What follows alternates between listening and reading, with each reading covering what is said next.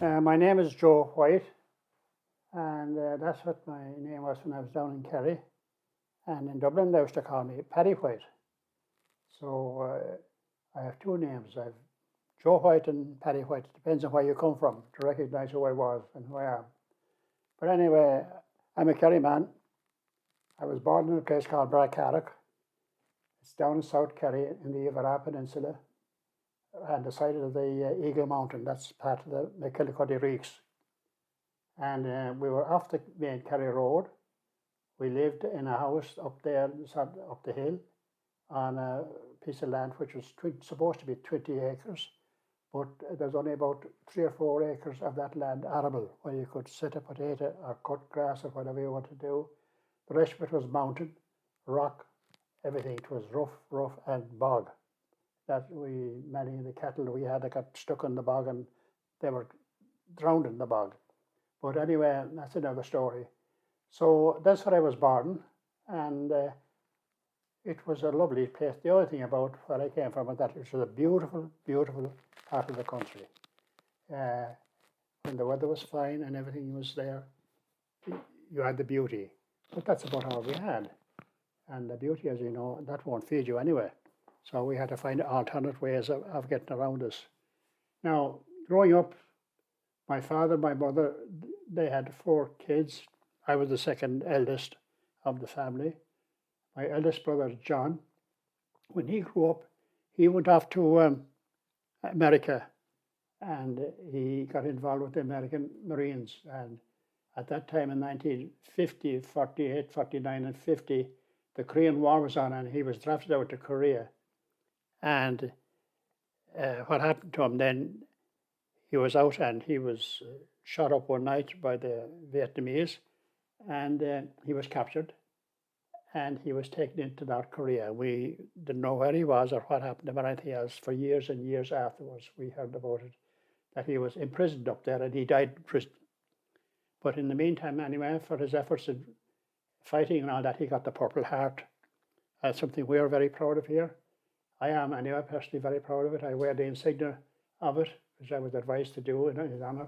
Can I ask you, actually, just as you're speaking there, Paddy, what is the Purple Heart for people who aren't aware? The Purple Heart is an award from the Marines for bravery in battle. And you could die of your wounds, or whatever the case may be, but you had already established yourself as a very brave person. But that was the case with my brother John. He died because he was a brave man. They were pinned down by the Vietnamese and couldn't move, because every time they tried to get out, they had to back in again due to immense crossfires from the Vietnamese. So this case, anyways, captain, who wrote me a letter and told me the story, what happened. He said, I asked for a volunteer to go out. We had to pinpoint where this Vietnamese gunner was. And he asked for volunteers. Now, the terrain they were in was very rough. But my brother John, coming from South Kerry, and the area where we were was a rough area, he put up his hand. And the captain said, okay, you go ahead. So he went out anyway, and he was out for a little while, and next thing they heard gunfire, and the Vietnamese seen him, of course, and that was the end of my brother.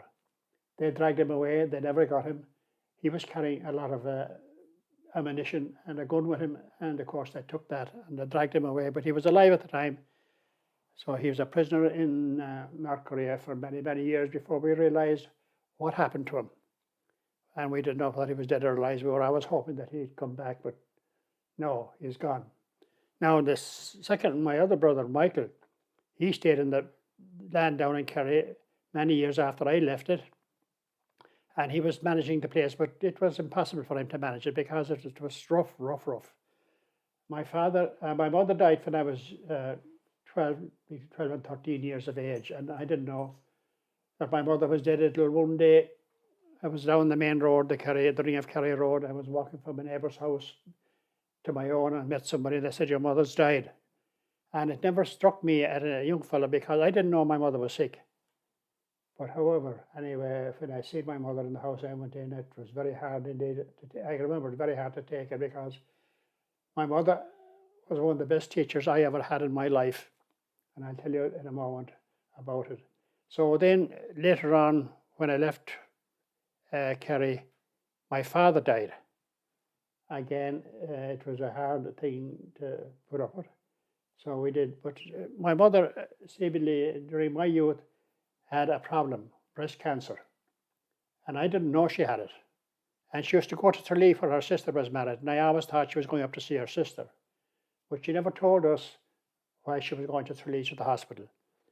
And when she came back, we didn't even know. And I didn't know because I was always with my mother, helping in the house, washing clothes, baking bread, all that sort of thing. I can do all that. And luckily, when she passed away, I was able to do all that for the family. So it was very, very, very hard to take it. Again, my father dying was also hard to take it. But the story about him was when I was leaving Kerry, I'll never forget the day I was leaving. And we were travelling in the mail car from where I was to Killarney to get the train. And I got as far as the door. And somehow I stood and looked back. And I seen my father sitting at the end of the table and he was crying. Now that was hard. Very hard. And to this day, I suppose it's something that maybe it is good to remember that you had a father that was fond of you. You had a mother who was very fond of you. And, you know, I had an education. Now, up to the time that my mother died, I had a fabulous education between the school and my mother. My mother was she would have been a brilliant teacher. She used to get us one by one at night time to do our sums, our homework, our catechisms and all that sort of thing. She was a very religious woman. And this was with the aid of a candle and a paraffin oil lamp. Because in our house we had no electricity, we had no water, we had no toilets, we had none of that. So we had to make do with the best way we could. We managed it, and there's a story about it. I won't tell you. It wouldn't be nice to tell you the story now how we used to manage it all, but that's for another day's. Well, can you touch on it though? Can you touch on it a small bit? I'll give you a story about one of my grandchildren. I kept the house in Kerry, and I done it up when I retired from the job I was in, and I turned it into a beautiful house. At the time, there was only one big room upstairs, and I converted that into 3 rooms, and I brought all the family down, and they loved the place. But when they got there, they used to always hear the stories. Now, I had a toilet and all that stuff with it at that time. The electricity was there and everything else. But I was often talking about how I grew up. And I like to tell my kids the story about how I was brought up and that sort of thing. And they were very interested. And that went fine until one day, the youngest girl, my sister, she asked me straight out, she said, "How did you manage to go to the toilet when you had no toilet?" And of course, this took me back, but I said, I'll tell her the truth. So I said, you know what? I said, that's true. I said, we had no toilet. I said, but we had a bucket. And we used to fill the bucket, I said, half full of water. I said, that was in the house. And I said, if you wanted, in the daytime, if you wanted to go to the toilet, you just go way out there. I said, to the back of the house. I said, there's a field over there. I said, and a big hedge around it. I said, and you can go to the toilet over there. And she kept looking at me. And how did you clean your bottom, she said to me. And I said, well, that's very simple. I said, you pull a big lump of grass. But I said, you want to make bloody sure, I said, that there's no nettles in it. But that was okay. She came back to Dublin and she went to school and she told the teacher and all the kids the story about I used the toilet down in Kerry and there was mayhem in the school. She told it exactly as I told her. But I had no reason not to tell her the truth when she asked me the question. But anyway, that's the way it was. And life was tough, very, very tough. When I was growing up, we used to meet in the crossroads in front of the house called Reed's Cross, where we told stories and we listened to stories and that sort of thing. And some of the stories you'd hear over time that frightened the life out of you. The Banshee was one. And I'll tell you the story about the Banshee some other time maybe. But it was an awful thing to hear the Banshee. I knew who heard the Banshee, definitely something wrong in that family or belonged to them, because only the people that heard her was affected by her. I remember hearing about that as a child. That terrified me even as a child. Oh, it was very terrifying, and I was there one night actually when the story was, when the banshee appeared. She only came around every September or October. She didn't come around, but she travelled all around South Kerry, but she had a terrible screech. And the thing about her was that, you know, by her screech, you know the way Cork people talk, they talk very sharp, but they always raise their voice at the end. And I heard a Cork woman screaming one time at a match, and my God Almighty, I said, that sounds like the banshee. So I said, she must be a Corkman, a woman. So we made up our own mind about her anyway. And there were stories that she died, and she went up to heaven, and Peter said, you're not coming in here. Get down below. He said, you have the sin you committed while you were down there. He said, you'll have to do penance. So he said, I'm putting you down. He said, in South Kerry. He said, to ramble the mountains, back around Eagle Mountain and places like that. So she was being a footballer, of course. She didn't like Kerry people. So she took her vengeance on the Kerry people. But this evening, anyway, we were all sitting at the ditch, and there was a lot of cattle in the field behind us, not a lot of them, 4 or 5, and they were running around the field. And we said, what the hell is wrong with the cattle? And, you know, it was a sign that there was something wrong, because the cattle could sense that there was something in the place. So they all huddled in a corner of the field, the cattle, and we were sitting there anyway. And next thing, one of the fellas that was sitting at up against the ditch just said, did you hear that? And someone said, hear what? And we asked you, did you hear anything? No, I heard nothing. And there was silence, like, you know, because we heard the stories about the banshee before. So anyway, after about 5 minutes, your man says, did you hear that? So with that, there was a stampede. Fellas took off in all directions. I left where I was. I was wearing leggings, and I cleared a 4-foot wall. Cleared it and up into the house. My house up at the back of it. In the door and upstairs and into bed. I forgot to take off the leggings. I was so frightened. So I came down the next morning anyway, and I looked around, and there was a couple of clay pipes. There was just smoke that time with a clay pipe, black tar and sticks, and there was a cap, a coat, and there was one fella, and he lived a bit away from us, but his hands were cut, and we said, what happened to your hands? Oh, he said, I was putting up barbed wire there. He said to keep the cattle in off the road. So the morning I went down, I looked over, and there was something flying on the barbed wire, and I went over and looked at it. It was a complete pants. This fellow was heading for home, and he jumped the ditch, but he forgot about the barbed wire, and he got caught in it, and he took the trousers off him. And of course, he ran across the fields. Imagine running up across the fields with no trousers on you at 1 o'clock in the morning. And so anyway, You never heard of him again. It was ages before we got back together again as a unit. Yeah. To hear the stories, and they were to hear stories about the mules walking along the road, and they were walking, and there was no sound at all. They were just walking along. There was 2 shadows, one on each mule's back, and there was silence, and we were up against the wall, not a sound. You couldn't hear them walking because they were about 2 feet off the ground, and they'd pass us by. But as soon as they were gone back the road a small bit, my God, we headed for home quickly. I can tell you that. Now, there's other ones too, stories. I could keep telling you stories forever. Yeah. But I'm writing a book now at the moment about stories of the past. Some stories were never heard of before, but I think before I die, I must write this book and tell the stories about the banshee, the mules, the man walking with no head on him. He was recognised by his shoes, and so on like that. He came back, of course, to pay a debt he owed, something like that, to somebody, and he met him, and he paid back the money, all right. But the man recognised who he was, because he said he was wearing the same overcoat he said I gave him a couple of years ago. He said, and I know by his shoes, but he had no head on him. So anyway, to leave it at that for the time being, we'll move on. Can you tell me then about the book that you did write? Oh, the cycling book. The cycling book. Oh, that comes now later. That'll come now later. Oh, it'll come later on. I'm finished now. I'm moving on now. Okay, all right. So having passed through that period of my life, anyway, I went to the Tech in Waterville for a while. I wanted to be a carpenter. My father wanted to make me a carpenter, but it cost £0.50 a week But after a year and a half, my father said, I can't afford to pay anymore. He said, I don't have the half-crown. So I came out of the school.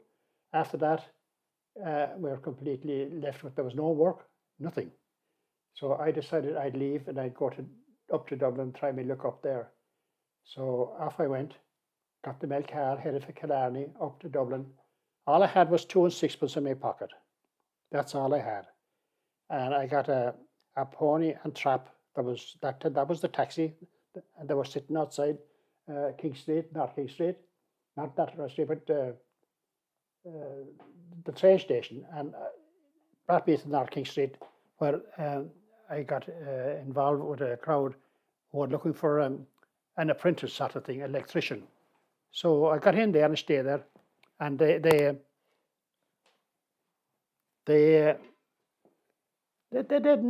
pay me that well. They paid me badly, but they gave me digs and fed me, I suppose, for a while. But in the meantime, didn't I go to the tech? Now, the education I got down in Kerry was a fabulous education from a school teacher called O'Shea. He had a sharp fuse with some people, and he'd hit out real quick, and he hurt many a kid, but he never hit me. But my mother's teaching, coupled with what I got at school, gave me that extra little bit. So I got into education, and I went to the tech, and I got my sitting gills, and I used to play football up on the Phoenix Park, and I got mixed up with a crowd called Aiden's Pride. They were football, and they were junior footballers, and they were made up of Cavan men and Sligo people. They were all barmen in Dublin, so being together they formed a team, and they invited me to join them. And shortly after that, I was playing good football. I invited to join a panel for the Dublin minor team. And I got a couple of trials and was still there at the very end of it. But eventually we got to the junior championship, the Dublin Junior Championship, and we were playing a crowd called Porton Docks. Now these fellas were footballers, good footballers, who were beyond their best, and they were regraded down to junior status. But that slowed down a bit, all right. But they had all the tricks of the trade. But I hadn't any. I was just a pure footballer playing my football. But these guys, I scored 2 goals against the full-back. And I suppose he said himself, that's the last time you scored against me. And he flattened me the next time a ball came in. And I was carted off to a hospital. And my back was very sore. He didn't break my back. But anyway, after that then, I gave up the football. And I left where I was and I joined the army. Now the army was an amazing place for me. It happened, I was so lucky in my life the way I moved along. I moved into the areas where I was very, very, very interested and acceptable. I went to the Curragh and I was doing fine in the Curragh, doing very well. I was there for about 6 months, and next I was picked out to join a crowd of Rangers. Now this is a funny one, you might have often heard of the Mighty Mighty Rangers. Well, this was the beginning of the Mighty Mighty Rangers, and I was one of them. And you'd be in bed at night, and next you get a knock on the door, and outside, and out you go, and fall in. There was about 12 of us, and we go on a route march. And we do about maybe 20 miles of a run, full battle dress, everything. Come back, go down to the baths, get into the swimming pool, swim it 3 or 4 times. Don't get your rifle, keep your rifle high up, and then go down to the range and start firing shots at a target. So that went on for years. But in the meantime, I was doing very well, and I got a couple of stars. I was up at 2-star private after a very short period of time. And next thing, there was this ad on the board one day, and I was looking for apprentices in the Air Corp. And I applied for it, and I don't know how I got it, but I got the job. Believe it or believe it not. And I joined up with about another 10 guys who already had been interviewed.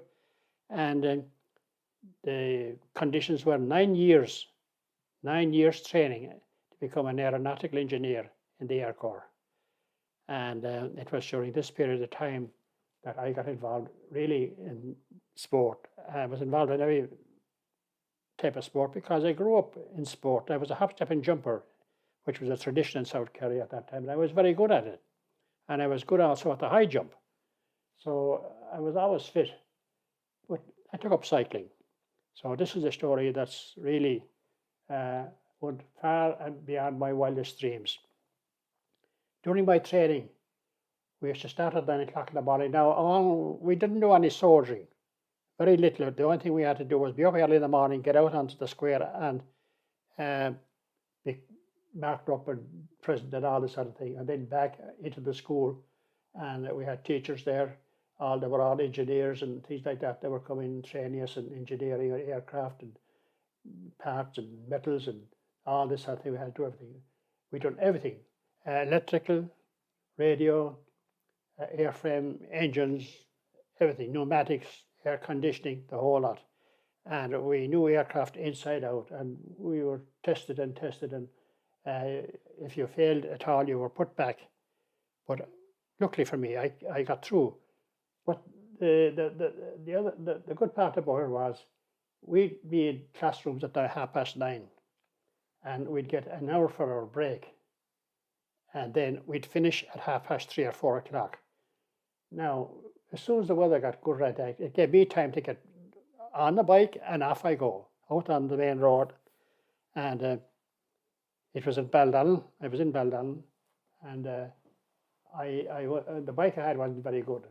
So I was in town one day walking around. I see this place. I went up through that Frederick Street, a place called the Rutland Cycling Club shop. And I was looking in the window, and I seen all the bikes in the window. And I went in, and I got talking to a fellow called Jack Fagan.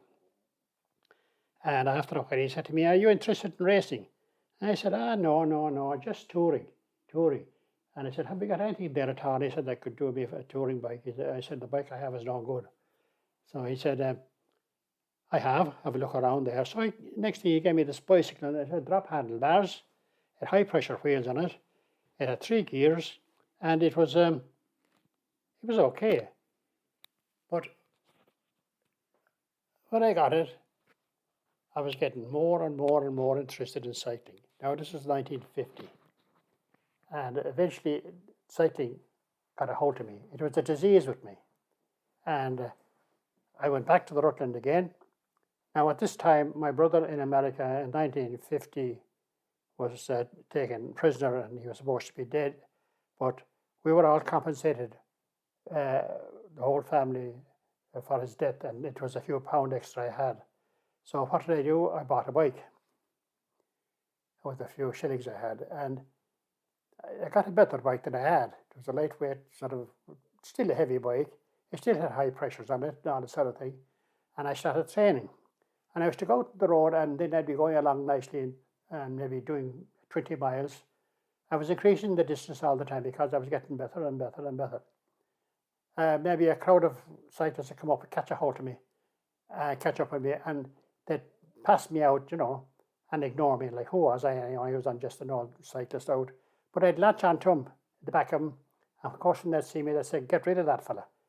And I'd do my damnedest to hang on to them. But of course I couldn't, because I wasn't fit enough, and the bike was heavy. So I made a decision that I would get a racing bike. I went back into the Rutland again, and I asked the Rutland if he could get me a good racing bike, and I wanted a good racing bike, and I was prepared to pay for it. Now the Air Corp at this time, seeing how enthusiastic I was about this bicycle thing, and I had done a few races in the Air Corp, track races, and I won them all. And of course I was coming to the top, and they said, "We look after this fellow White. He has possibilities." So they looked after me. There was one fellow called Lieutenant Cahan. He was a colonel. He was a high jump champion in his day. He looked after me, and then there was another guy there, Brigadier General Johnny O'Connor. He was from Kinmare in County Kerry, a Kerry man, and he took an interest in me, and he was fabulous, a fabulous sportsman altogether, and he had a great way about him, the way he spoke to you and the way he discussed you. He's so interested about what you were doing and what you were not doing, that it was a pleasure to work with him. Anyway, I was getting better and better and better, and we formed a little club in the Air Corp, and we had the Air Corp Cycling Club. And so in 1952, I had been training and putting in a lot of miles on the road. I was putting in thousands of miles. I'd go out on Saturday and a Sunday, and I'd do maybe 50 miles on Saturday, another 50 on Sunday. And then over the week, every weekend, there was Rayatol every day. I'd be on the bike as soon as I finished school, out on the bike again and do maybe 25 or 50 miles. And that went on and went on. I was accumulating miles and getting fit. And I was the only one on the road. I never met a fella out training late in the evening time in the winter, but I wish me out. You'd said actually, if in the book, if I can say, you said that almost in that first year, you were doing 10,000 miles worth of training. Oh, I did. Alone. I did. I put a massive amount of training in. It was unbelievable. And my distance was increasing all the time as I was getting fitter and fitter. And of course, I loved cycling. I was locked in now. So we decided to have a race anyway one day. There was, I think it was in 1952. And my memory now, I do the best I can here. But I think 1952, there was a race on from Dublin to Naas and back. It was a CP, a competitor-paced race. In other words, it was divided into 3 sections. The first section to go would be the novices. They hadn't a clue, but they were novices. They never won anything.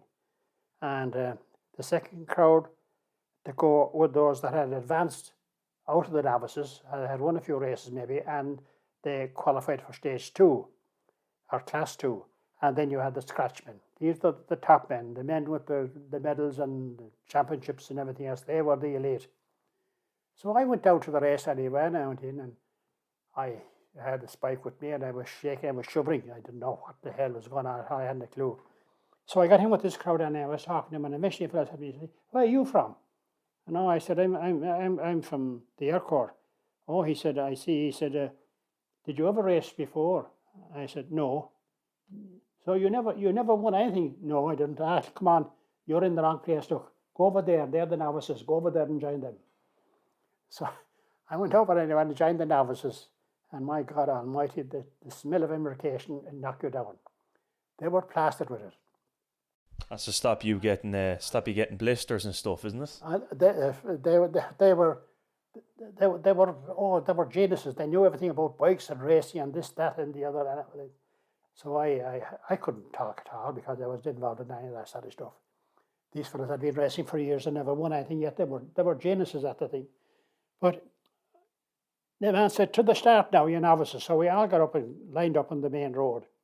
And this CP was about maybe between 40 and 50 miles.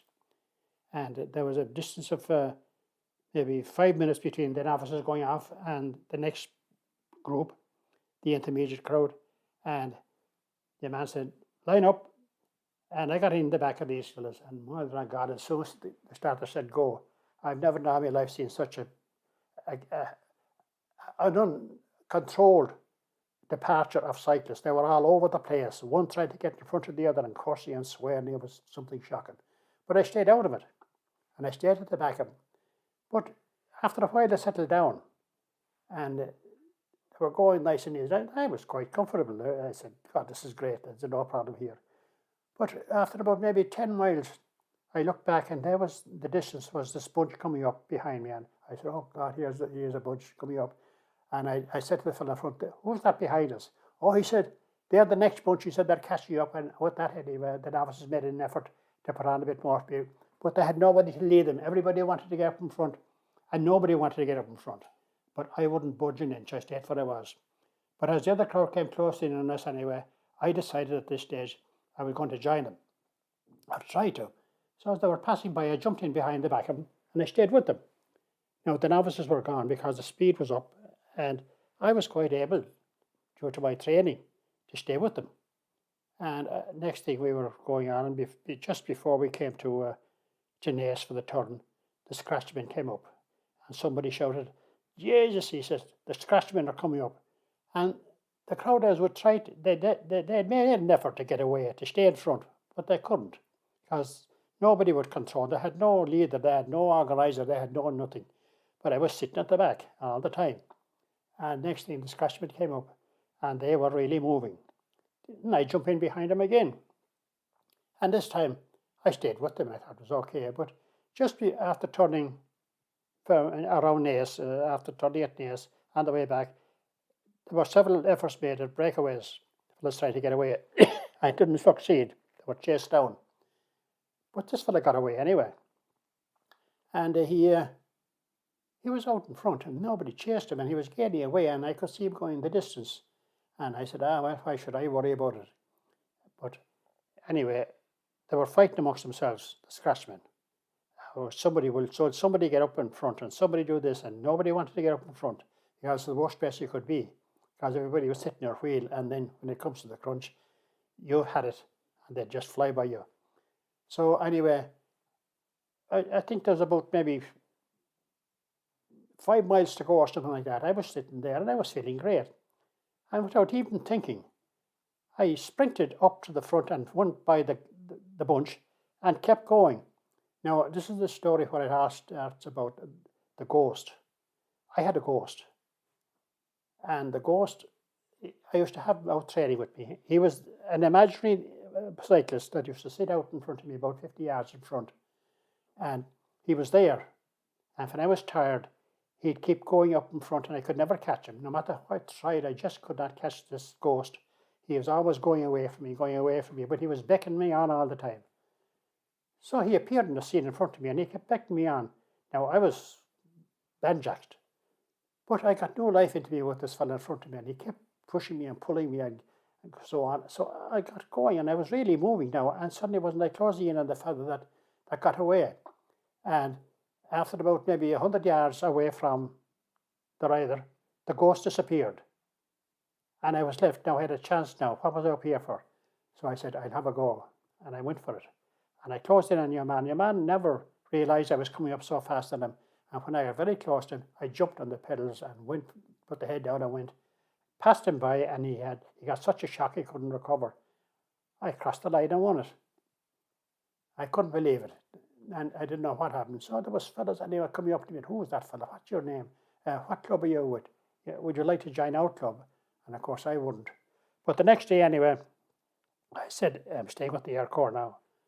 And the next day was a small bit in the paper about it, about this young Kerry man who appeared in the scene of racing and beat the cream of Irish cycling on the Naas Road. Yesterday, that was Sunday. And watch out for this rider, his name is Paddy White. That's why my name was called Paddy White from there on in Dublin.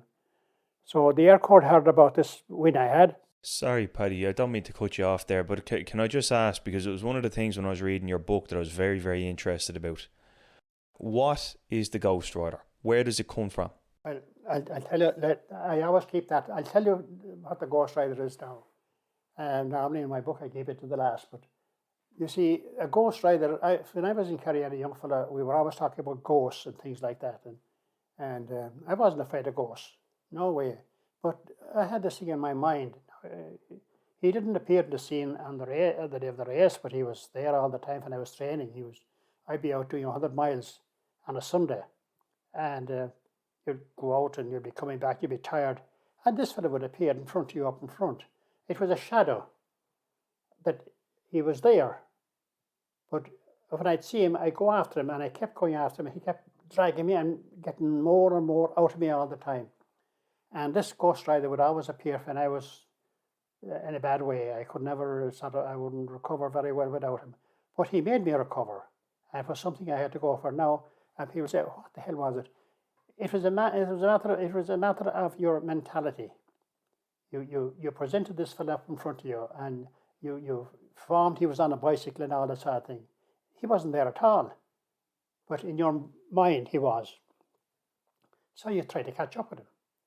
It's you competing against yourself, basically. That's the way I took it when I was reading it, is that it's you competing against yourself. What you were doing, getting up and going. What I was doing here was, in actual fact, you know, if you're tired on a bicycle, you want to give up and get off and that's it. But no, every time this fella appeared in the scene, again, I get no life into me.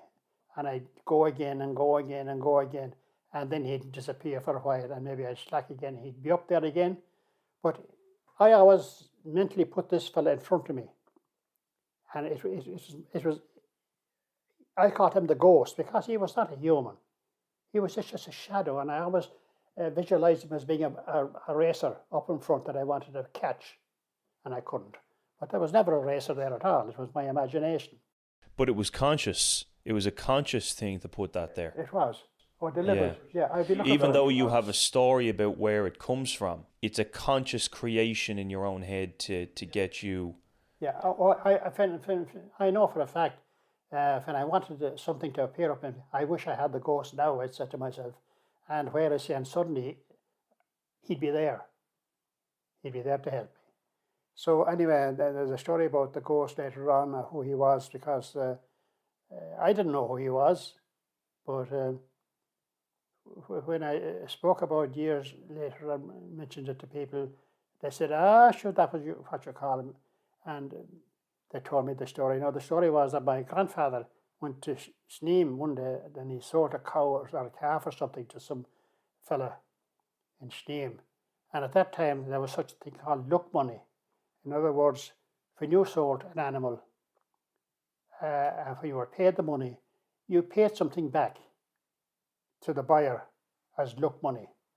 But my father was so excited with getting the few bob and all that sort of thing, he forgot to give any luck money to the guy who bought the cow. But your man did make a statement before he died, and he never forgot that for my grandfather. And he said, he said, I'm going, if I die, he said, if that fella doesn't give me the money, he said, I'll come back and I'll haunt him. And I told that story anyway, down in Kerry. They were saying, oh, big God, you could be true, that happened. I remember a fellow in Waterford tell us a story like that before. And so here it went on again. And this guy, anyway, they're definitely convinced that he was the cattle dealer in Sneem that didn't get any luck money off my father, and he was out to haunt him. So certain things happened anyway, and at that time a lot of the cattle down there used to die with the scour and things like that. And as far as our house is concerned, it was all put down to this fellow in Sneem that was back again, and he was killing the cows and the cattle that my father had. So we lost out heavy. We couldn't get any money because they were dead, you see. And he was getting his own back on us. But that's the story about the ghost anyway. It's up to yourself to believe it or not. But as far as I'm concerned, I believe it. He was there, yeah. But you see, I think a lot of people could believe it. I think a lot of people, that was your way of motivating yourself and of driving yourself. I think everyone has their own way of doing it. Yeah, I could believe that. Yeah, I could believe that. So anyway, this went on, and the cycling went from success to success. I was practically unbeatable. In 1952, I was winning all around me. And I don't know, but I was way ahead of everybody. I had trained so hard and put in so much time. And, it was easy for me. I was in the army. I was well looked after. I had everything going for me. Some of these lads were working hard. They were probably in jobs. They worked all day long. They were tired in the afternoon. I was a different kettle of fish altogether, and I'm not afraid to admit it either. And the army gave me every help. They looked after me from a point of view of food. I got proper food. I used to have fish, and I used to have chicken, and then I get a couple of steaks during the week, and there was always a cook there to look after me. If I came back at 8 o'clock at night, the cook was in standby. He was told to be, as soon as White comes in, look after him. And this went on and went on and went on anyway. And they had a medical doctor there, and every now and then he'd check me out and check my heart and my pulse, everything. And that was great, so I had everything. And then, of course, there was the army were so involved with the sport. The Air Corp were sport crazy in every aspect of sport, because it was an apprentice training school, and young lads coming up, getting apprenticeships in the Air Corp, most of them were taken on because of their athletic situation. They were good footballers, like fellas like Johnny Boyle, and all these fellas in Dublin, and all the McCarthy's, Cork footballers. And they were from the north, south, east, and west. They were from everywhere, but they were all associated with the GA. It was amazing. And because they were sportsmen, and of course the Air Corps wanted the best, and they got the best. But I got special treatment. And as Jack Fagan said to me one day, I went into North Frederick to see him, and he said to me, how's it going, And I said, it's going fine, Jack. He said, you're doing well on the road. He said, you're winning a lot of races. I said, fair play to you. He said, there was a fella in here the other day with me. He said, and did you hear about White? He said, White is a pro. He's a professional, he said. He's out there to see the army, and they're looking after him. So sure, he's getting paid for it. Which wasn't true. And I was just a mad cyclist. and I was a harem scare, and I was a dangerous man on the road, because nobody wanted when it comes to a finish for a race, nobody wanted to be near me, because I had a vicious streak in me. In other words, I see a line, and I was going for that line. I didn't care who was in front of me or who was at the side of me. I would go through. So I was not hated, but I was disliked, because I was a rough. Were you arrogant? Yeah. Very arrogant. I would snap at people and everything like that. But you had to do it, because it's the only way you could stay safe on a bike. You had to set up a situation whereby people recognised you were a dangerous man to have anything to do with. And they'd stay away from you, because if you wouldn't, they'd just walk on you. So it happened to be in a few track races. It happened in one track race I was in, and I think it was my second track race.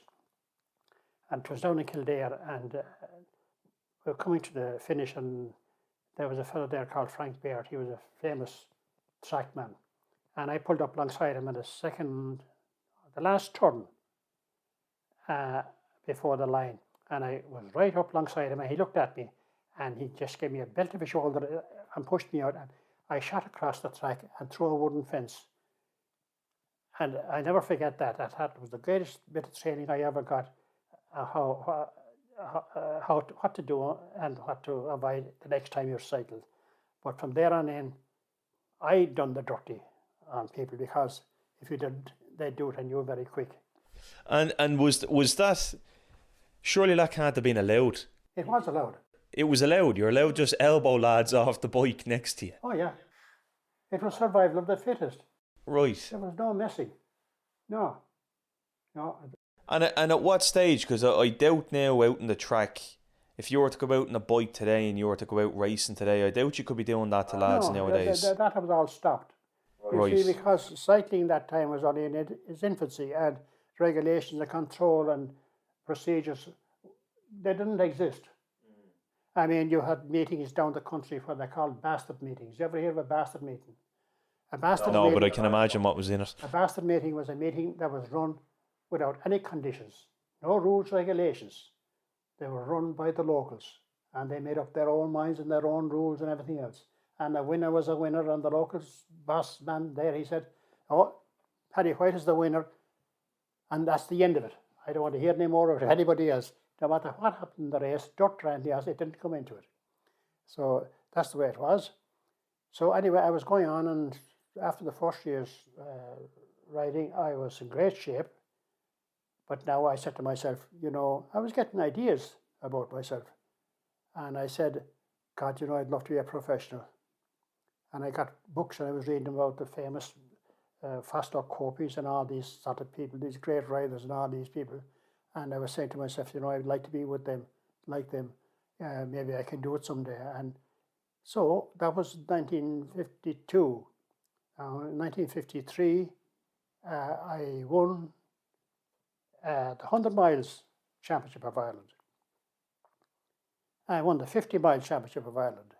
I won the all-round road championship of Ireland, and I won a couple of track races. They were all Ireland championships. In 1953, I won a couple of total races. Again, I defended my 100 miles TT. I did defend my 50, and this time I won the 25 on top of that. So now I had won the 25, the 50s, and the 100 time trial championships of Ireland.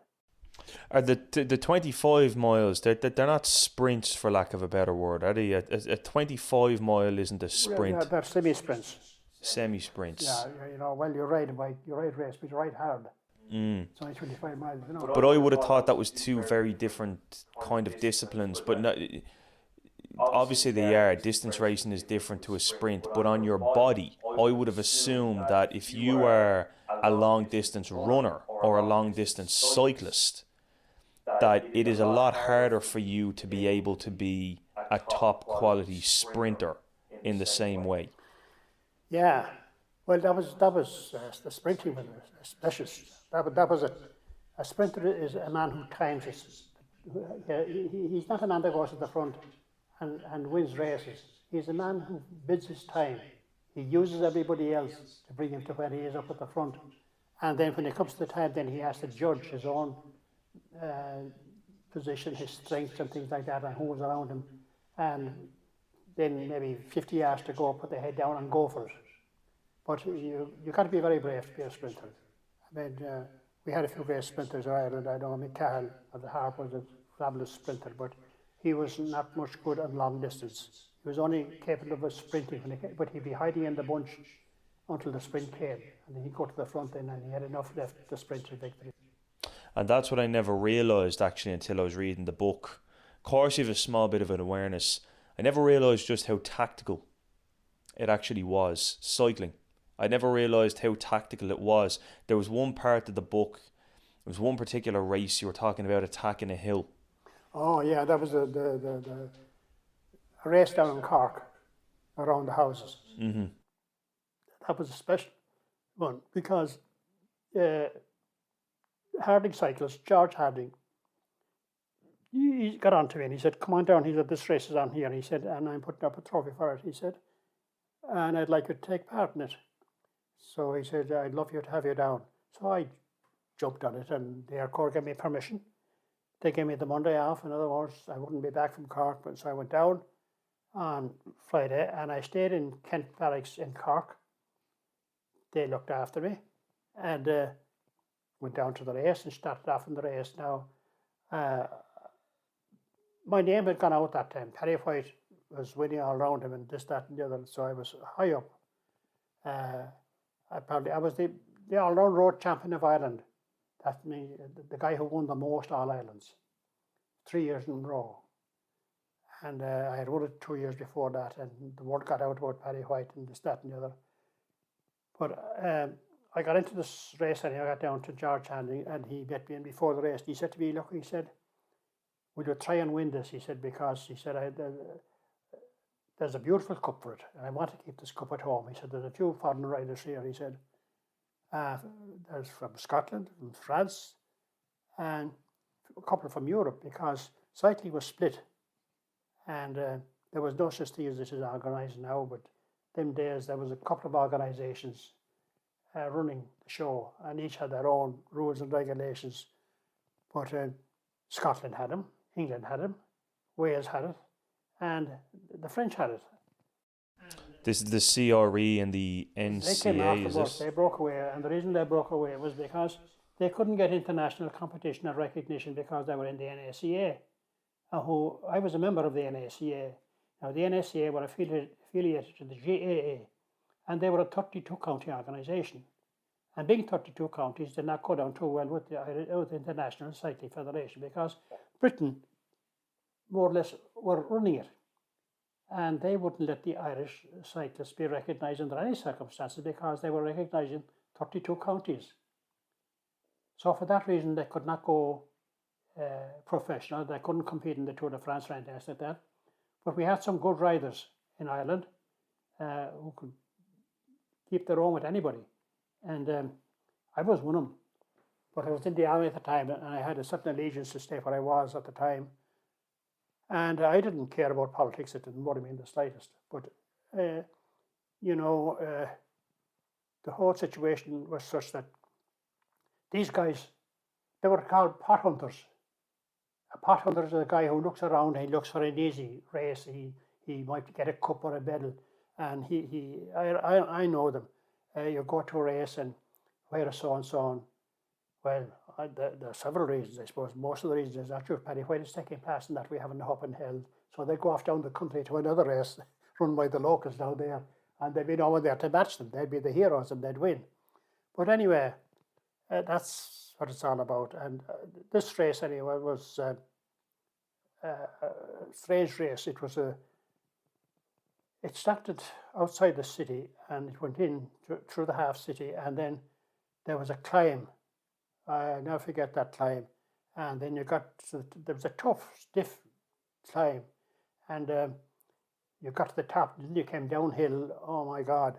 And then you turned left again and you went along then a big stretch of road and off you went again. So I don't know how many laps we done of that. It was 7 or 8 or 9 laps. But there was an awful lot of Cork people involved. It was a local thing and all the Cork people were there and they knew that Paddy White was coming and they gave me an awful time. They booed me and everything, and they said, go back to Kerry, go back to where you came from. We don't want you here. We're going to show you a thing or two. All this went on, this banter. And I didn't take it seriously, and I more or less spoiled the whole thing off. But anyway, we started, and just about maybe 200 yards after the start, there was a sharp left turn over a bridge over a river. And my God, the fellows with no experience took off, and they were crazy. And they went to the corner, but when it came to turning, they couldn't. They were going too fast, and some was smashed into the wall, and now there was chaos.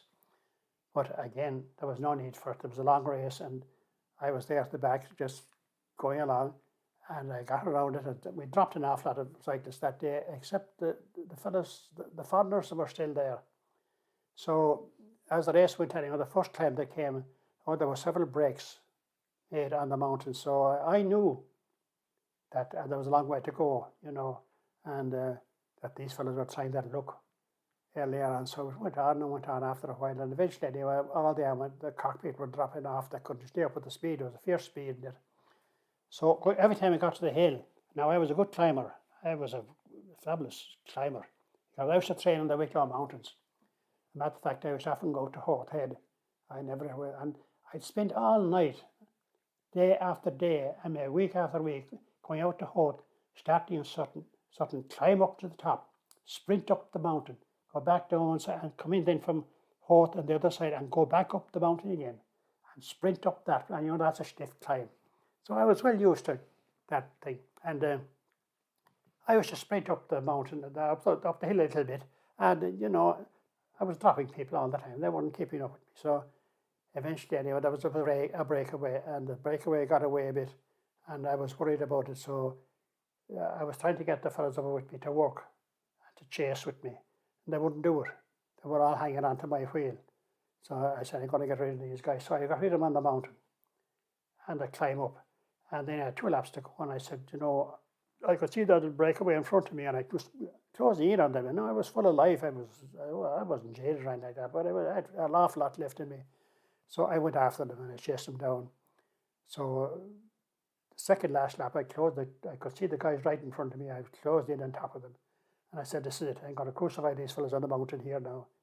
Come hell or high water. I'm going to win it or I'm going to lose it, whatever. And I never thought about mechanical breakdowns, which should have taken place. But I was lucky. But I went up that mountain anyway, and half that way up the mountain anyway, I went for it. I said, here goes. And I attacked. And I went by them. And they didn't know what the hell happened to them. They were looking at each other. Jeez, what's this? The crowds were out in the road. The cockpit were out in the road because it was a great place to see a race, because it would have slowed down. And you could see the cyclists coming up the hill and that sort of thing. They were out in the road. It was like the Tour de France, and they were slapping me on the back and everything else. Go on, White, come on, White, up, White, and all this sort of thing. I mean, these are the very people like that an hour before that were telling me to go home. And now they're out in the street supporting you. They were out in the street now supporting Turncoats. because all their own people are gone, so they had only people they could look at now. And I wouldn't mind, but it was only the people that were with me on that final climb. There was one Irishman amongst the whole lot of them. They were all strangers, and I didn't know any of them. But I attacked him anyway when I got to the top, and I knew there was an S-pin at the very top of it. And I said, if I can get to the S-pin now and put the boot down, I said, and get out of sight, I said, they won't follow me. And I was right. I went up that hill as fast as I could, out of the saddle, and I got around the S-pin, and I put the head down, and I came down that. Oh my God Almighty! I don't know how I done it, but I often look at the Tour de France now, and I see fellas coming downhill on the bikes at high speed, and I was no different at that time, and I didn't appreciate it. I came down that hill at an awful speed. I don't know how I survived it. Took the turns and got onto the straight stretch, and went down and won. And I got the cup. And I have the picture of it. George Hadley printed it me with the cup, and I got a medal. And I also got for the most aggressive rider, and the King of the Mountains. I got that as well. So I won everything, and that was great. The word got out again that I won this. Of course, on Mayhem, nobody wanted to compete because, oh, here he is. I remember one race I was in. There was something. It was a young fellow said to me, he said, he didn't know me. He didn't know who I was at all. And I got talking to this fella, he was starting off. He was from the Harps, you see. And he said to me, he said, do you know where White is? And I suddenly realized he didn't know me. So I said, no, he's around there somewhere. He said, no, he said, because Frank Beard told me, he said, to stay away from White, because he'd kill me if I got involved with him. The legacy grows, eh? So it went on, reputation that was precedes you. That was it. So then in 1954, the 100 miles time trial went on again. I was to defend it. And sorry, Paddy, can I just stop you for 1 second? Do you want to take 5 minutes and get a glass of water or something? No, I'm fine. Are you sure? I'm fine, yeah? no, I'll keep going now. All right, so 1954. The one thing I want to ask you before you step into 1954, at this stage, you're reading in your book there, at this stage now, 53, coming into 54 or so, you're doing about 500 miles a week, if not more, and you said you were doing about 25,000 miles of training a year, which when I looked is from Ireland to Australia and about half the way back again. And that's what you were doing in just training, not even the cycling, not even the racing. Okay. I was out every night. I'd come back late at night. I loved it. I couldn't get enough of it. I just could not get enough of it. And this ghost rider was with me all the time. When I was saying that, ghost rider was with me all the time. Everywhere I went, he was there. I used to train the Wicklow Mountains, I remember. I used to train with a fellow called Shea Elliott. He was a famous Dublin lad. He joined the CRE, and having joined the CRE, of course, there were 26 counties and they were recognised internationally, so he went off to, and he competed in the Tour de France, Shea Elliott. And he was a nice, quiet lad, but by God was he a tough man. And well, both of us, we used to train together on the mountain, and we used to attack each other. And there was nothing wrong with it. It was training. And he left, and he went off and joined some club in France, and he won many stages of the Tour de France. If people look up the records, they'll see. And he was hard luck not to win the Tour de France one year. And it was all happened because of a brother-in-law of his. A brother-in-law of his got jealous of Kelly, and the conniving went on that people were to block Kelly and don't let Kelly win this and don't let Kelly win that. So that was the politics of cycling, and still is to this day. And there's a lot of jealousy, but now there is more so than they get paid now. We never got any money. As a matter of fact, I won trophies, I never got them. And I'll tell you about one trophy in particular now that I won. I never got it. And it's during the Ross. It was going to Limerick. And in case if I get it, I hope I don't forget it now, let you know what happened. And this was part and parcel of the race at that time. They had no money. The organisations had no money. They set up these races. You see the type of cups that I got there. Very small cups for a big race. In that trophy cabinet, though, was a decent amount of them there in that cabinet. Yeah. So but anyway. So can I ask, could a man ever expect to make a living out of this then? Or is this purely... At that time, no. No, you couldn't? No way. So you have to train to be the best on the road. You have to train 25,000 miles a year on your own personal time, and then also you had a full-time job to do then in the Air Corp. Oh yeah. But the only thing that saved me in the Air Corp was that you didn't work, say, from 7 o'clock in the morning until maybe 6 o'clock in the evening. The Air Corp had a schedule, and I, being what I was and all that, the Air Corp got mad this now. They were mad behind me altogether, and I could stay away all day. It's a fairly handy job. Fabulous. Fairly handy job. Fabulous altogether. And anyway, coming up to the Ross, the 100-mile time trial was on again, and I had to defend it.